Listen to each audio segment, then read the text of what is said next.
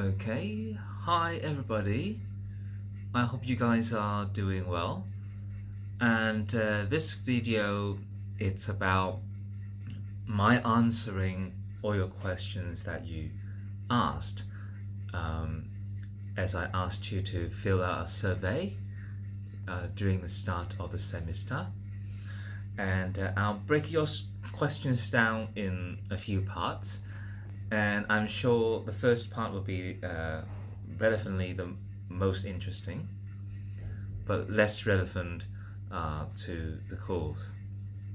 Okay, so we do have a few questions about myself. So I'm actually checking your questions and I'll answer accordingly. So the first question, are you married? Okay, so you've got the answer. Are you serious? Yes, of course. If you talk about teaching, if you talk about um, teaching in the university, I'm always serious about my teaching. I'm always serious about my research, and I'm always serious about my students as well. Okay, so I hope that answers your question. Uh, did you study overseas? Yes, I studied briefly in Sydney for my PhD, but just briefly, sometime between 2015 and 16. Okay, so why did you choose your profession, which is teaching, right? I've been quite a performer all my life, so teaching is one of the performing jobs that meets with my personality and expertise, right? So why are you interested in teaching? So quite relevant this one. So just like what I've said, I have the joy in seeing students inspired or achieved if I can teach them well. I also enjoy interacting with young people like myself. And of course, you guys. Yeah. I think you. This also relates to the question about uh, if I enjoy communicating with students in this college. Okay, so I have to say yes because you asked me. But also it's because it's important to know what you think and what you need as students. Well, I know many of you may be scared or intimidated by the fact that you have to speak English to me in the class, but let's say you try your best. I'm sure many of you are trying your best. Uh, Perhaps it's the only chance for you to chat in English at school. So take the courage, speak more. That's my advice.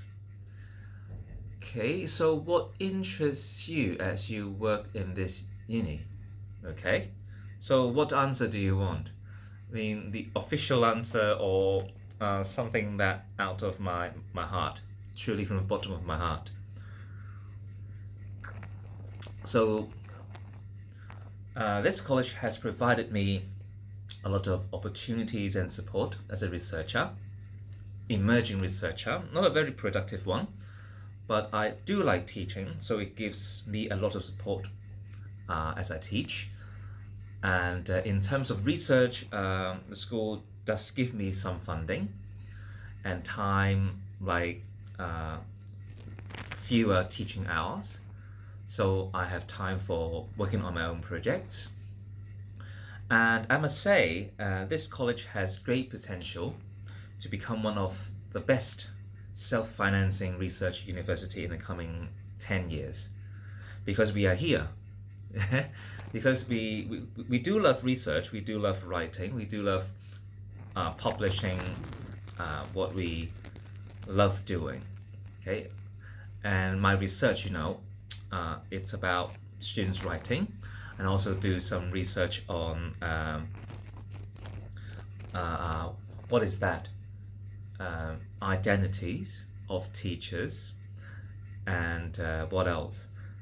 I've got a lot. I lose count, but anyway, uh, you can ask me if you're interested. And most importantly, I've got really great colleagues to work with, and they share my passion, and they are very friendly. Okay. Well, did I miss the students part? Well, in general, in my this is my third year here. I feel students here are very dedicated to the studies, and this really motivates me to improve my teaching and think up more ideas when I teach. So, as you are currently experiencing in my class, it's something new. It is something that I've never done before. Usually, when you think of writing teaching or teaching writing, it will be the teacher who keeps talking and giving you skills, giving you grammar knowledge, and so on and so forth. This is something that I will still do from time to time, but as you may have already experienced in week 2, I'll ask you to do more, interact more with each other, and work with me. So I'm more than happy to offer help if you ask for it. Okay, what else? What drives you to keep advancing yourself by finishing your doctorate degree, my PhD? Okay, I was employed some years ago, almost 10 years ago, guys. It was 2012 when I was employed for developing an academic writing website for master's students in the English department of PolyU. So writing has always been my passion and expertise, and I want to work out some important patterns and regularities in effective writing. So this is what I have been teaching, looking for patterns, looking for regularities, so that I can help myself, my peers, as well as my students. Most importantly, my students, because my colleagues are all very prolific and capable writers. Okay, but I'm sure you guys would want to acquire the skills for writing with persuasion and clarity more than we do. So this is why I'm here. This is why I do my PhD, hoping to find out the patterns for writing with persuasion. Okay, so I think I've got one more. Okay, on career. Okay, I'm not sure whether it is relevant to every one of you in terms of looking for a job as you graduate. Well, this is your third year in your tertiary studies, right? So I think, yeah, maybe it's good to start early to think about where you want to go, how you're going to network. And here it is. The question goes, are you in the career path you had hoped for when you were a student? And any advice on how to network? Okay, good question. So when I was young, I aspired to be a doctor. So a very ordinary answer, actually. But now, well, since I am a doctor of some sort, so that doesn't matter. But I don't heal people, but I solve problems. Most importantly, I solve problems. So in terms of networking, it depends on what level you wish to network. For example, if you want to connect as a professional student, I remember I had a student at CityU when I was a teaching assistant for a class about power of language, and that's a general education course for everybody in the uni. And one student from the linguistics and translation department was very capable. Okay, so I said to her, if you want to network, if you want to develop your career, you may want to attend conferences more. So to you, maybe if there are chances, you may want to join undergraduate forums or conferences in case you have good, if you have good papers, if you have good assignments that you want to share with your peers or your some of the other professionals. And it also depends on what purposes you wish to network. So, for example, if you wish to know a couple of new friends from other divisions or programs, perhaps join the student union's activity, and that will do. But if it's for future work opportunities, let's see what your program offers.